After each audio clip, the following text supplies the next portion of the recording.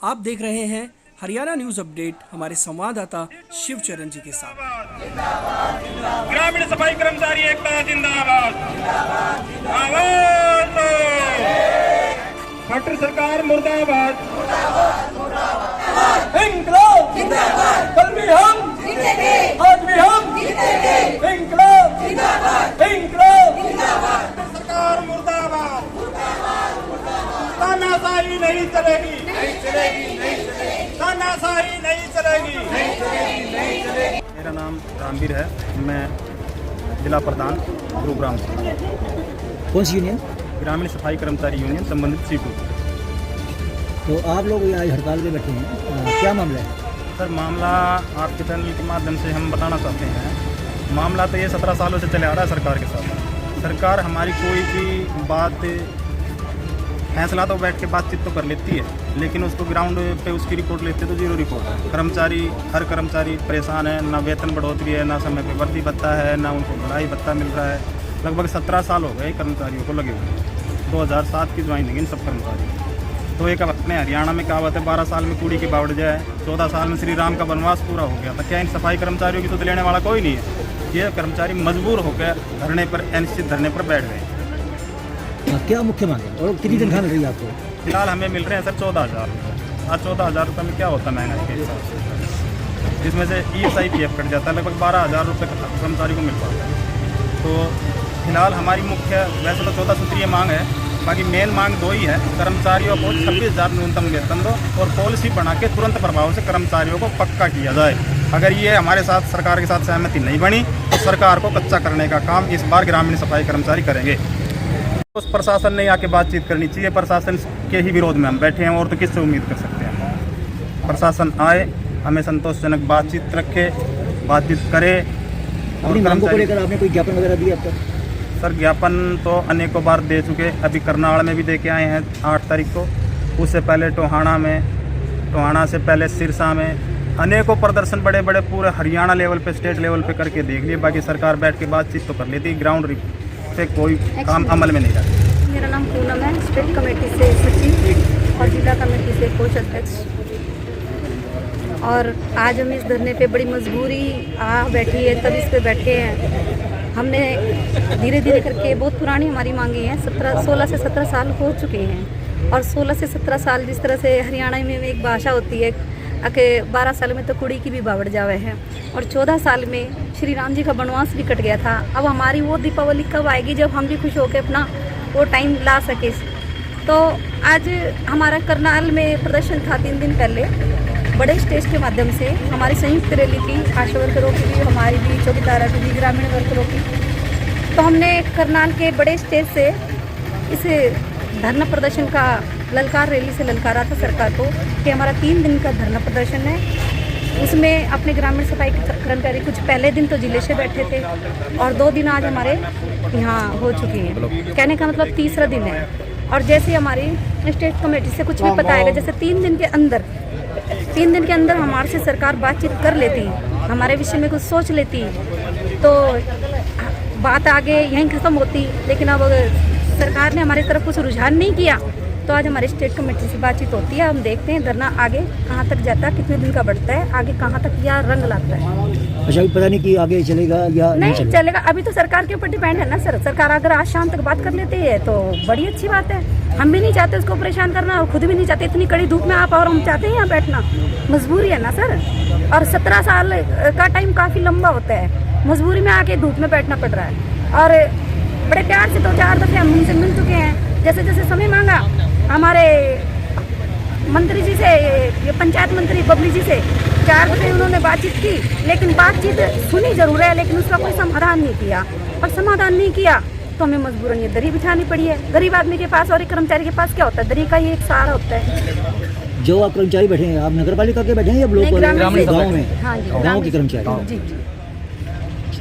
पूरे पटौदी ब्लॉक में कितने कर्मचारी हैं? अजी पूरे पटौदी ब्लॉक में हमारे 105 कर्मचारी थे, लेकिन कुछ एक कर्मचारी हमारे उसमें चले गए हैं, परिषद में, नगर परिषद में चले गए। अब हमारे पटौदी ब्लॉक में 76 कर्मचारी हैं। लेकिन ये हमारे गुड़गांव में ये नहीं है, पटौदी ब्लॉक ही है। फर्क नगर ब्लॉक में 72 कर्मचारी हैं, सोना ब्लॉक में 48 कर्मचारी हैं और गुड़गांव में भी 25 से 30 कर्मचारी हैं। टोटल हमारे 250-300 कर्मचारी हैं जो हर जगह धरने पे बैठे हुए हैं सर। यूनियन का आपके पास कोई पद है? हाँ जी, क्या पद है? मेरा अभी मैंने बताया स्टेट कमेटी से मेरा सचिव है। अच्छा। और जिला कमेटी से मेरा कोषाध्यक्ष है। अच्छा।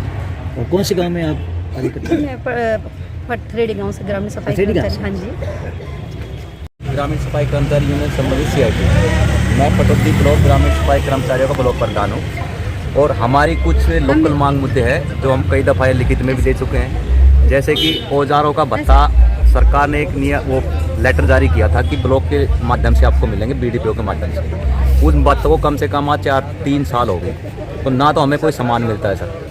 वो सामान जब कर्मचारी के पास नहीं होगा तो वो काम कैसे करेगा, आप बताओ सर।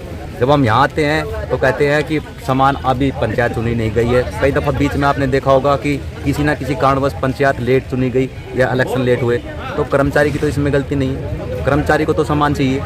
अब सरपंच ये बोलता है मेरे पास अब पदभार नहीं है, BDO साहब के पास आते हैं तो BDO साहब बोलते हैं कि भाई सरपंच का पद चुना जाएगा, जब इलेक्शन होंगे सरपंच कोई चुन के आएगा तब आपको सामान दिलाते हैं। लेकिन अब तो सरपंच इस दौरान हाँ बीच में अभी भी लेट चुनाव हुए हैं, आपको देखा होगा, आपने देख लियो 5-6 महीने का सामान मिला ही नहीं मिला? अभी तक सामान हमें नहीं मिला है, क्योंकि सामान है पिछले 140 ब्लॉक है पूरे हरियाणा में, उसमें से 30 से एक ब्लॉकों में लगभग से BDO के माध्यम से सामान मिले हैं, औजार मिले हैं। उसमें कस्सी, फावड़ी, तसला और रेहड़ी इत्यादि, झाड़ू। लेकिन बाकी ब्लॉकों में काम वैसा का वैसा पड़ा है, कोई सामान नहीं मिले, पटौदी ब्लॉक में नहीं मिले सर। तो मेरा सरकार से अनुरोध है कि अगर कर्मचारी काम तो तब करे तब उसको सामान पूरा मिले। कुछ हमें सरपंच के तो सहयोग मिलना चाहिए, अगर मान ले ब्लॉक से नहीं मिल रहा है तो सरपंच साथ दे दे, हमें तो सामान चाहिए सर। बिल्कुल। और दूसरा ये है कि हमारा पंचायत मंत्री देवेंद्र बबली जी से हमारी यूनियन के प्रतिनिधि मंडल से कम 4 वार्ताएं हो चुकी है हमारी मांग मुद्दों को लेकर। 14 सूत्रीय मांग मुद्दे हैं हमारे, उसमें से कुछ ऐसी अहम मांगे हैं जिसमें हमारा वेतन, पहली तो यही थी कि हमें पक्का किया जाए, और दूसरा ये जब तक पक्का ना किया जाए तो हमारा न्यूनतम वेतन 26,000 लागू किया जाए, क्योंकि आज की महंगाई के ज़माने में 26,000 न्यूनतम वेतन बनता है कर्मचारी का। दूसरा ये मैं कहना चाहता हूँ सरकार को कि हमारे साथ यूपी में 1,08,000 के समथिंग कर्मचारी लगे थे, जैसे हम लगाए थे हुड्डा सरकार, तो वे पक्के हैं, और तो हमारे लिए कोई पॉलिसी क्यों नहीं बनाई गई? चलो ठीक है, अगर हुड्डा सरकार ने नहीं बनाई तो कम से कम BJP सरकार में तो सब सत्ता में है, वो तो हमारे लिए कोई पॉलिसी बनाई। 17 साल हो गए सर, 17 साल में अब बताओ हम कहाँ जाए? ना तो हम और कहीं काम करने जा सकते, और ना हम इसमें हमें कोई हमारा कोई हो रहा है, कोई पक्का ना कर रही, ना कोई हमारी तनख्वाह बढ़ा रही। तो अब आप बताओ हम कहाँ जाए, किसके पास जाए? हमारे लास्ट हथियार ये था कि हम दरी बैठा कर शांतिपूर्वक बड़ा प्रोटेक्ट करें, बस वही हम कर रहे हैं। जिस टाइम में हम इस सरकार ने लगाए थे, कांग्रेस सरकार ने, उस टाइम में ना तो हमारी पॉलिसी बनाई गई और उस टाइम में हमें लगा दिया गया। लेकिन इस टाइम में काफ़ी 17 साल का लंबा समय हो गया, लेकिन आज हमारी ये जो हमारी BJP सरकार आई है, इन्होंने आने से पहले ये बोला था, जैसे अब सभी बोलते हैं सर कि हम इनको पक्का करेंगे आने के बाद हमारी सरकार, लेकिन BJP सरकार को आए अभी कई साल हो चुके हैं, इन्होंने हमारे विषय में बिल्कुल नहीं सोचा। तो हमारा तो हक बनता है, हमारा हक बनता है अपना वो मांगने का। फिर दूसरा, जिस टाइम हम 2013 में कितने भी कच्चे कर्मचारी था, चाहे वो गांव का हो, चाहे वो परिषद का हो, चाहे वो दिल्ली का हो, कहीं का भी हो, 8100 रुपये सैलरी थी सबकी। लेकिन आज सैलरी में इतना डिफरेंस आ गया है, किसी की 12,000 है, किसी की 14,000 है, किसी की 16,000 है, किसी की 22,000 है। ऐसा डिफरेंस क्यों? काम सेम है तो वेतन भी सेम होना चाहिए। दूसरी बात, जब काम लाइफ टाइम चलने वाला है, जो सफाई का काम है हमारा लाइफ टाइम चलने वाला है, तो उसके लिए जब कर्मचारी लगाया जाता है तो वो लाइफ टाइम के लिए क्यों नहीं लगाया जाता? वो कच्चा क्यों लगाया जाता है? और उसका टाइम भी काफ़ी हो चुका है, तो उसको पक्का करने में सरकार को क्या दिक्कत हो रही है? होना चाहिए ना। जब आपको आप बता रहे हैं कि आपको तो 14,000 करीब मिल रहे हैं। जी हाँ। ऐसे कौन से कर्मचारी है जिनको ज़्यादा मिल रहे हैं? ये परिषद में है सर 18,000, निगम में है सर 18,000। फिर उनको अनाज का पैसा अलग से मिलता है, दिवाली पे अलग से मिलता है, धुलाई भत्ता अलग से मिलता है, घूमने फिरने का अलग से मिलता है। आपको नहीं मिलता? हमें कुछ नहीं मिलता सर, हमें सिर्फ और सबसे बड़ी, हमारी सबसे मोटी और बड़ी शिकायत, हमारे जो कर्मचारी हैं वो पंचायत के थ्रू लगे हुए हैं, उनके ऊपर पंचायत का दबदबा है, काफी उनको पीड़ित किया जाता है। एक कर्मचारी गांव में जो निगम के सफाई कर्मचारी है वो 400 की अवधि पे है, और जो कि गांव का सफाई कर्मचारी है उनकी आबादी 2000 की है। अब उनकी काउंटिंग करके देखें तो गांव के सफाई कर्मचारी से एक ही सफाई कर्मचारी से 5 सफाई कर्मचारी का काम लिया जा रहा है। अगर 5 आदमियों का काम एक ही बंदा करेगा तो वो शारीरिक और मानसिक दोनों ही तरह से परेशान रहेगा। लेकिन दोनों तरह की बातें हैं, कई जगह से गाँव से ये भी खबरें आती हैं कि सफाई कर्मचारी काम ही नहीं करते। तो सर ये बताओ ना, आप एक बताओ, गांव में जनसंख्या 5000 की है, ठीक है, उसमें 2 ही सफाई कर्मचारी हैं। जब 10,000 हाथ बिखेरने वाले होंगे और 2 ही हाथ 4 हाथ संभालने वाले होंगे तो वो किसी भी गली में काम करते होंगे तो उनका काम नजर नहीं आएगा सर, चाहे वो कोई डिपार्टमेंट चेक करे चाहे कोई भी करे।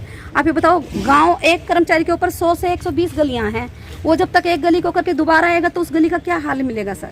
तो हम ये चाहते हैं इस सरकार से कि हमारी जिस तरह सरकार निगम वालों के 400 की आबादी पे है तो हमारा ग्रामीण क्षेत्र भी 400 की आबादी पे हो, ठीक उन्हीं तरह सैलरी में भी डिफरेंस ना हो। और अब तो अति हो चुकी है सब, अब तो हमें सैलरी या तो हमारी महंगाई के हिसाब से भत्ते से जोड़ के हमारी सैलरी होनी चाहिए 26,000 रुपए और सीधा सीधा हमें पक्का किया जाए सर। और सबसे मेन और आखिरी सर, हम ये चाहते हैं हमारे जितने भी ग्रामीण सफाई कर्मचारी सारे तो अनपढ़ है नहीं, उन्हीं में से, क्योंकि कई गांव में कोई चौकीदार लगा रहा है हाजिरी, कोई सरपंच लगा रहा है, हमें उनसे कोई शिकायत नहीं है, उनको दिया गया वो काम कर रहे हैं। लेकिन हम ये चाहते हैं कि हमें जल्दी से जल्दी पक्का किया जाए और जितनी भी आगे जो भर्ती खुलती है वो हमें यहाँ से ब्लॉक से भर्ती किया जाए, ठीक है। और दूसरी हमारे जो ग्रामीण क्षेत्र के जितने भी कर्मचारी हैं, कोई 10वीं पास है, कोई 12वीं पास है, बहुत कई BA भी पास हैं।